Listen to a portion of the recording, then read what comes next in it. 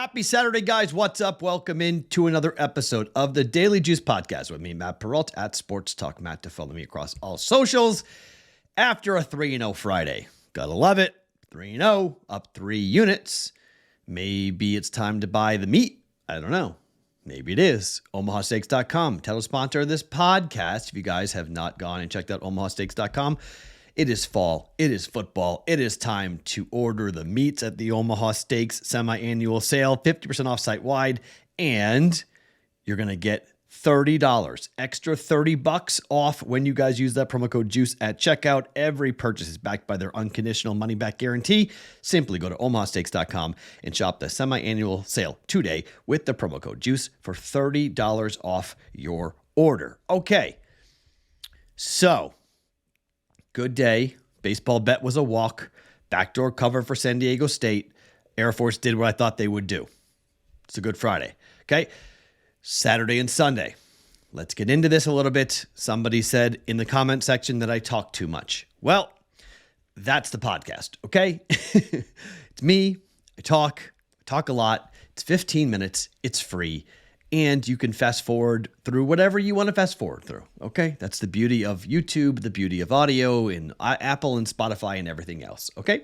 So I'm going to explain. I'm not going to go in depth, but I'm going to explain why I have made these plays. I have 5 college football bets for us today. All right.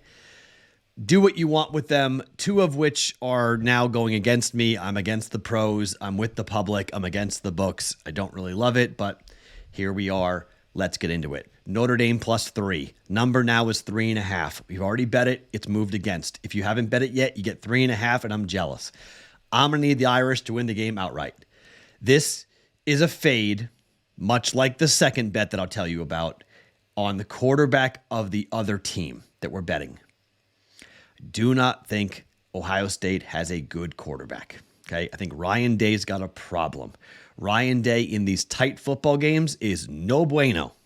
Okay, not good. They're not used to going on the road. This is not like Ohio State normally does. They normally have you in their house and they pound you with the rock and they throw play action.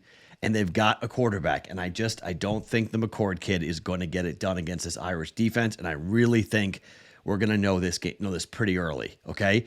Here is the tell. If the Irish in their first 2 drives cannot get a push with their offensive line, if Ohio State is pushing their O-line back and getting into the backfield, you have my permission. You always do, but I will be punting on this bet. Okay. The Irish can't run the ball. The Irish can't win. Look, I love Sam. Sam Hartman's phenomenal. I love the weapons he has to throw to, but the running backs are the power of this team. There's 4 of them for Notre Dame. And really, the main strength is their offensive line. They got to get off the ball. If they get off the ball and they push, the Irish will win this game. I don't like the offense for Ohio State. Last time on the road against Indiana, they looked very mediocre. All right. And I think as long as you can double team and take away Marvin Harrison Jr., I think you got a shot at winning this game and or covering the 3 points. First bet, Notre Dame +3, 1.1 units. The second bet is the same conversation. I do not trust Jalen Milroe. This number is back to 7 because the books are seeing professional money come in on Alabama, on the Crimson Tide. Pro money's on Ohio State. Pro money is on Alabama. Does that matter? Not really. Okay, the public can be right sometimes. The public can see things and the game can go as predicted. I just really think that this is the best chance that Lane Kiffin has to beat Alabama and Nick Saban. He's 0-4. Jackson Dart has got to stay upright. His offensive line, they've got to keep Alabama out of their backfield. If they run the ball more than 30 times, Ole Miss will win this game outright, in my opinion. They've got to run the football on Alabama. Jalen Milroe is going to turn the ball over, but he's also going to make some spectacular plays. He's also going to make a couple of deep throws. He can throw the bomb really well. He can run like the wind, and he is a big kid. He can run over linebackers like they're nothing, okay? This kid is going to do damage, but Ole Miss's defense has got to be able to do what Texas's defense did, and that's make him throw from the pocket. Now, Ole Miss's defense is not as good as Texas. Their D-line's not as good as Texas. That's why running the football is going to be so vitally important.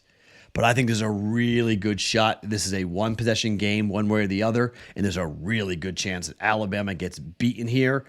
I think Florida State's got a darn good chance of beating Clemson, but the weather in that game is keeping me away from that game. I don't know. I don't want to touch that, and I don't know what the weather's going to be like. It looks like Clemson's going to be okay, but I don't want to touch it. I'm concerned about the weather. I'm concerned about all the pro money on Clemson. That game bothers me, worries me, because it's at home for Clemson. This game's on the road for Ole Miss. I'm laying the 7. I'm taking the 7. Ole Miss, +7. Lane Kiffin, sprinkle money line.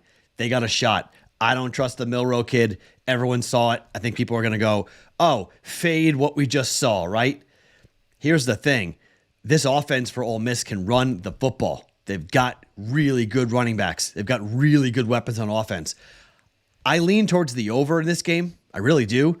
But my fear is that Alabama's offense is going to play ball control, that they're going to run the ball and not give enough possessions to get to the over. So that's why I lean towards the over in this game, but I'm not going to bet it because I don't know the game plan for Alabama. Tommy Rees is not having a good year as the first-year offensive coordinator for Alabama. There's a ton of heat on that guy. He's got to come up with something really creative, and I think if they just grind it out and they win the game 20-10, I think Bama fans will feel pretty good about it. Like, let's go back to old school Alabama smash mouth football, play defense, and run the ball. I think that's possible back in like the A.J. McCarron days. Possible, okay? Very possible. That's why I don't want to bet the over. I'm concerned about the total in this game. I'm just going to take the points. Ole Miss, +7, sprinkle money line. Darn good shot, I think, for Ole Miss to win the game, but everyone thinks that. So, again, pros versus the Joes. The Joes are on Ole Miss. I'm going with the Joes. Normally, I run with the pros. I'm running with Ole Miss on this. I'm running with what my eyes have shown me, what I think, and what I've been talking about since the summer. I don't think Ohio State's got a great quarterback. I don't think Alabama's got a great quarterback. I think Notre Dame has a great one, and I think Ole Miss has a great one. Generally speaking, in college football, the team with the better quarterback tends to win the big game. Notre Dame, Ole Miss, +3, +7. I have another dog. This game is on defense, however. Rutgers and Michigan. Now, Michigan might see Ohio State lose this game today to Notre Dame. Okay? There's a couple of really interesting things. After I've seen 2 games for Rutgers so far. This is a stout defense for Rutgers. It's what Greg Schiano does. He plays defense. Greg Schiano on the road, I get it. It's Michigan. They're at the big house. It's look out. I mean, it could be an absolute rout. However, they play at home. They have 2 straight road games after this for Michigan. Okay. They've won 30-3, 35-7, 31-16. They've yet to cover. They're 0-3. They laid 35, 38, and 41. They have not covered any of those numbers. Rutgers, and I'm not saying Rutgers is a great football team because they're not, but Rutgers is 3-0 against the spread so far this year. They beat Northwestern 24-7. They beat Temple 37-6, and they beat Vatech 35-16. They're 3-0 ATS. So you have an 0-3 team hosting a 3-0 team. And maybe this is the game that Michigan just comes out because you say, well, Matt Harbaugh was gone. He was suspended. They got Harbaugh coming back. I don't think the coach makes that big of a difference. I think it's Michigan's offense. I think Michigan's offense is somewhat, I don't want to say, I'm not saying it's pedestrian by any means, but I don't think that it's this juggernaut yet. Their offensive line is awesome. I love their offensive line. But if they run the football, I think it factors and plays right into my hands as to what I think is going to happen in this game. I think it's going to be a running clock. I think this is going to be like a 30-14 type of game. 24 points is too many points. I like Rutgers to keep this game not necessarily close, but I think there's a shot for this game to be somewhat competitive and somewhat where like we're looking at it and we're like, So Rutgers kind of kept that game a little bit close before they got absolutely, blasted in the second half. I think there's a chance here that just Rutgers defense is good enough to keep them in the football game and to cover the 24 points. It's not going to win the game, but they're giving up 10 points per game. Now, it's not Michigan's offense. I get you. Michigan's giving up 5.3 points per game, which is ridiculous with how good Michigan has been. But running the football is what Michigan wants to do. 4.9 yards per rush for Michigan. Rutgers defense, 2.5 yards per rush. It's top 15 in the country. It's hard to run on these guys. It's also hard to pass on these guys. 10.2 yards per pass play for Michigan for J.J. McCarthy. 5.1 yards per pass play given up for Rutgers. That's top 10.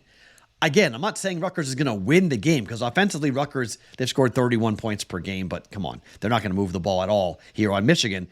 They might get 7. The question is going to be, can Rutgers hold down Michigan, keep them under 28 points? I think they might be able to. It could be 27-20. And that's, 27-7. That's a decent final score, right? Michigan feels good. They win the game. They score, 3 touchdowns, 2 field goals. Good. I'm going to take the dog. Rutgers plus 24 here. 3 straight dogs to start it. Notre Dame plus 3. Mississippi plus 7. Rutgers plus 24 here. 1.1 units down on all of those.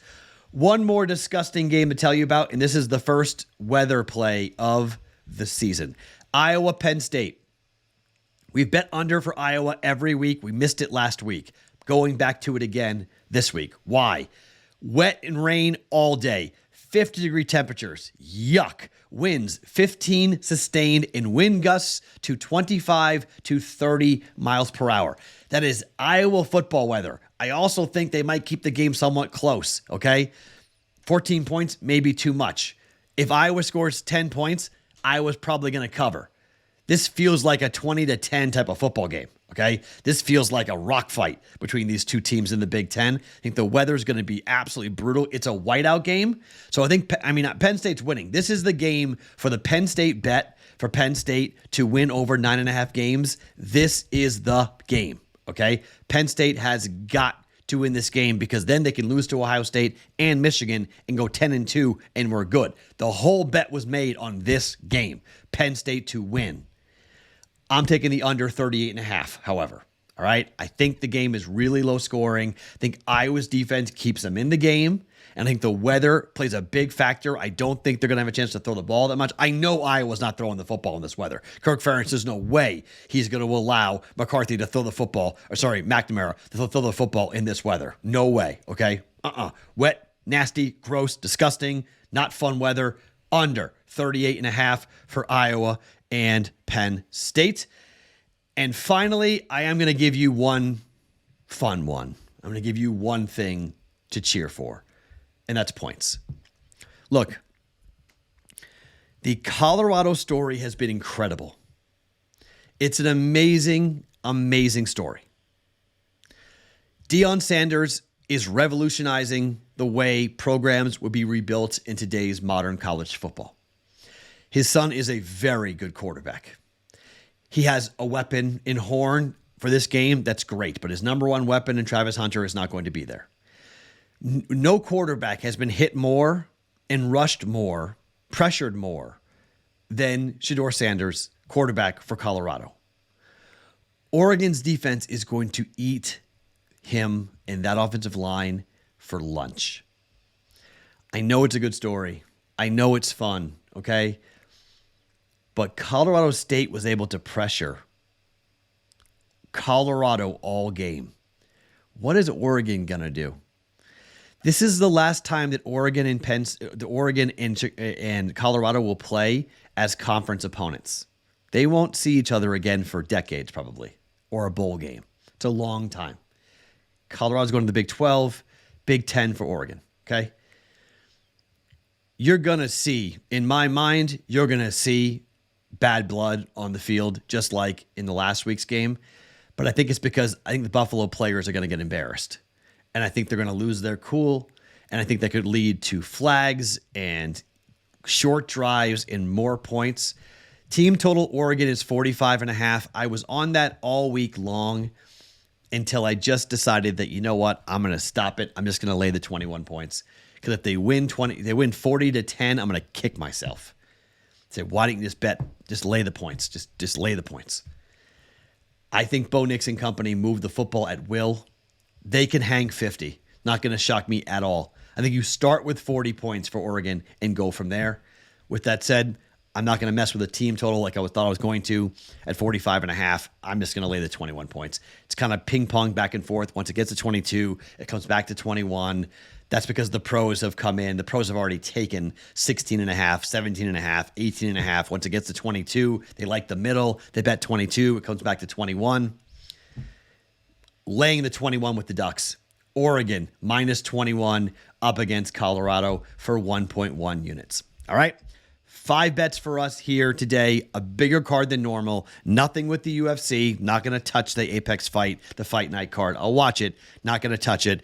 Not going to touch baseball either, although it's a good day of baseball. Too much college football to get into. Huge day today. Too many good games. Again, Notre Dame +3. Ole Miss +7. Rutgers +24. Under 38.5. Penn State and Iowa. And Oregon -21. 5 bets. 5.5 units down here. Went 3-0 yesterday. Let's go 4-1, 3-2 here on a Saturday. My name is Matt Perrault. You guys can follow me. Oh, by the way, also remember Sunday morning live stream for the NFL. We're doing that on Saturday morning, noon Eastern time on the BettingPros YouTube channel. Mark that down. Keep that down. Long teaser, 4-player props, and a breakdown of all the late action for the NFL in week 3. We'll do that tomorrow morning, Sunday morning, on the BettingPros YouTube channel. My name is Matt Perrault. Follow me across all socials at Sports Talk Matt. Each and every morning, it is the Daily Juice Podcast. Always being brought to you by OmahaSteaks.com.